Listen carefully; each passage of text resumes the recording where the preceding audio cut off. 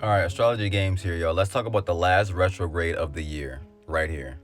So from December 13th until January 1st, we have retrograde. And you know the shadow period works for 2 weeks before and 2 weeks after. That's another reason why you'll feel the effects of a retrograde even before it starts or after it ends. And here's an example of what I'm talking about. Now, I made videos like a year ago on this stuff. You know what I'm saying? These are the shadow periods that will happen with it. And this goes with every retrograde. It's always a shadow period beforehand. Then you got the retrograde. Then you got the second shadow phase, which ends it. And it clearly says there will be problems traveling during this specific retrograde, and you wonder why. Sag is the sign of travel, and we're having it basically in Sagittarius. So that means travel is cut what? It's going to be cut short. Don't travel, don't sign no contracts, etc., etc. If you know about retrograde, you know. But if you don't, it's a bad time to sign contracts. It's a bad time to travel. It's time to watch your mouth. It's a time to be more, you know what I'm saying, receptive, not just outward. It's time to be more inward, you feel me? And as you can see, we have Mercury sextile Venus. But if you look closely, it's also trine Jupiter, which is a positive aspect. But the negative thing is that it's looking at a fixed star.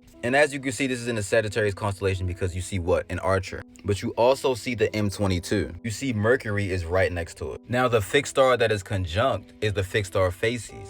And as you can see with Mercury, it makes people fearless, vindictive, warlike skills, behind-the-scene operations, and tolerance of others that is generally not openly expressed. So this means people can have resentment towards you. They can feel some type of way about you and not say anything. They can start things with you and you wonder why.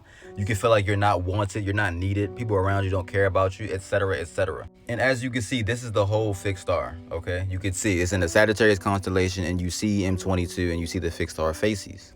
Now, how retrograde affects you, look at where Mercury is in your houses. So, for example, if you have it in your first house, this will affect your personal life, your personal interests. Personal people in your life may come at you. You know what I'm saying? Or you may go at people personally that you know, etc., etc.